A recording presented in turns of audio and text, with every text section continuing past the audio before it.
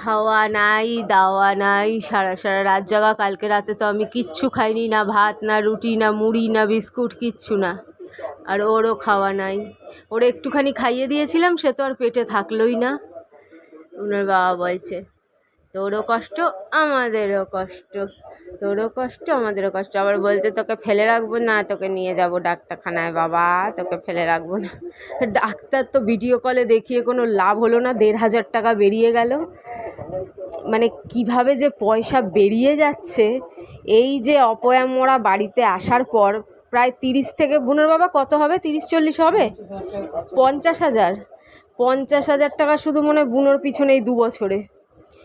এই দুর্গা পুজো থেকে এই অবধি তো ৩০,০০০ টাকা খরচা হয়েছে, 25 থেকে 30,০০০ টাকা। তাহলে আমাদের মতন মানুষের ভাবতে পারছো যে যে আমরা নিজেরা আটানা পয়সা, আমার পেছনে অন্তত আমি আটানা পয়সা ডাক্তার দেখাই না, আর ওর পিছনে 50,০০০ কি চারটেখানি কথা।